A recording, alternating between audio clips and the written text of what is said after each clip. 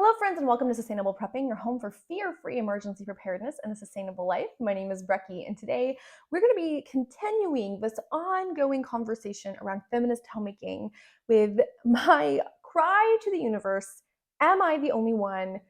Am I the only person with progressive values who loves old-fashioned things? If you're new here, I want to say a great big welcome. I'm glad you found my slice of the internet. And if you're not new, I want to say welcome back. This is a community that we are building around emergency preparedness, sustainable living and homesteading, and feminist homemaking. And this is a part of an ongoing conversation for feminist homemakers in particular, though it's for everyone, around things that feel a little bit taboo to those of us in the feminist space. Now, for those of you who are just getting to know me, hi, I'm Brecky. I grew up as a living history reenactor, and I specialized in the 1740 to 1840 non-military rendezvous community. This is what I grew up in. I did black powder sharpshooting in this community. I grew up in this community. I basically was like Laura Ingalls, wore the whole outfits, the whole 9 yards, slept in tents, primitive camping, no electronics, and in many ways it was glorious. I loved so much about this community in spite of some pretty terrible racism, sexism, homophobia, ableism, junk like that, which I was able to identify at a very young age, and my family was very open about talking about why we don't believe the same things that a lot of our community believed. But in spite of that, the freedom I felt growing up in this environment was just, it was wonderful.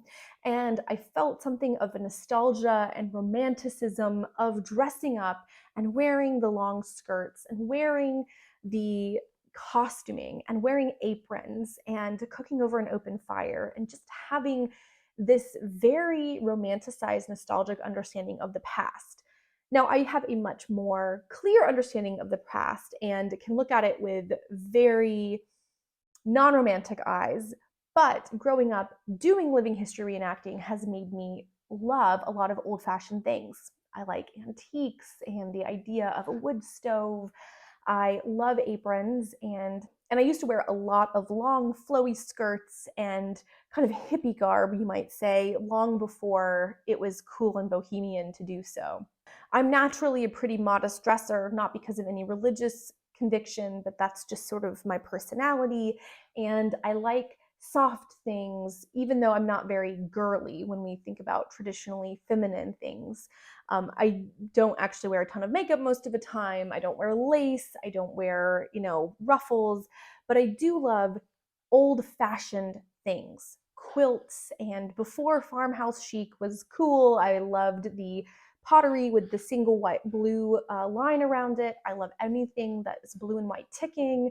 Like these very old-fashioned aesthetic things I love. I also really love things like home canning and preserving and learning to cook from scratch and scratch baking and making my own food and a lot of these very old-fashioned homemaking skills that have been lost for a lot of us.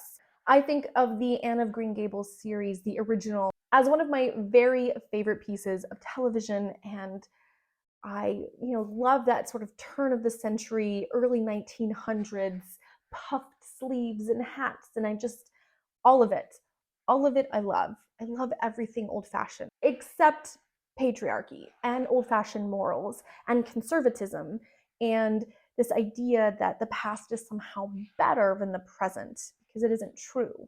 I don't love a time before vaccines that prevented the death of children because of measles or mumps or rubella or scarlet fever.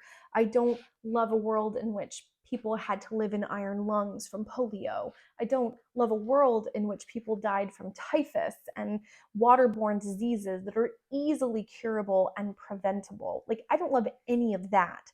And so I find myself in this weird conundrum because when I'm online and I'm looking at people who like all the old-fashioned things that I like, I'm surrounded by people whose rhetoric, whose worldview is something I disagree with almost holistically. For example, I grew up doing a lot of hand embroidery and I love it as a hobby. Now, I've moved away from it simply because I just don't have space for all the hobbies I would love to have.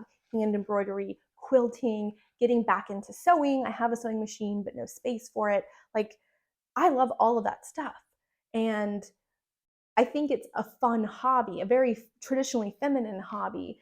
But when I look into the communities of people who are doing this, particularly who are doing it from a place of homesteading and homemaking, I'm surrounded by communities of women that I don't agree with their worldview, that their very worldview denies my existence and my right to speak for myself, my right to make money for myself, or my right to have autonomy over myself.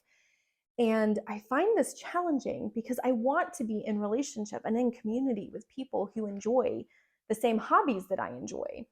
I want to be in community with people who would be nerds and love to dress up like the old-fashioned ways, because there is something romantic about it all and nostalgic. But I also don't want to be surrounded by people who actually believe the nostalgia propaganda.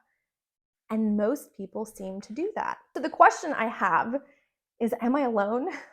Like, am I literally the only liberal out there, the only progressive who loves old-fashioned things and longs for a little bit of the romanticism of the old-fashioned wardrobe and setup, without wanting all of the oppression, without wanting all of the unfreedom, without wanting to go back to a time that had more racism, more sexism, more homophobia, more violence towards these communities, more erasure of these communities? And is there something bad about loving that stuff when I believe that these communities, queer communities, communities of color, indigenous communities, women, people who have different abilities, like, these communities are valuable? And in the past, they were not considered valuable. So how do I hold this love, this romantic inclination towards all things historical, particularly 1740 through to the early 19 teens, that kind of still romantic past before the world wars? How do I hold my love for those things, knowing, one, that history and nostalgia are propaganda, two, that in that historical period, communities that I value and that I have promised myself to support weren't supported, and three, that in pursuing these hobbies and interests, I tend to be alone. I tend to be the only person that's like, but I'm not my husband's property. I don't want to be my husband's property. My daughters are not my husband's property. Why are we talking this way? I struggle. And I've thought about maybe not making this video, but for those of you, maybe there's somebody out there who is like me and who feels alone. You love history, you love historical fashion, you love historical music and the vibe, but you don't love the politics and you don't love the historical moral values that place women as secondary to men, as property to men.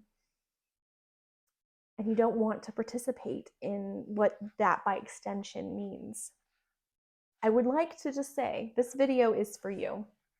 And if it is something that resonates, I hope that this can become the beginning of a place for people who want to save what's best about historical and old-fashioned aesthetic and skills without having to sacrifice modern values, and values that believe in justice, in liberation, and equality for all. If you're interested, please come and tell me in the comments, what historical period do you love? What do you love about it? Where are you finding community? How can we build this community better? Because I am running with scissors. I'm not really sure how to do it or what to do, but I feel like I cannot be the only one who finds myself in this juxtaposition.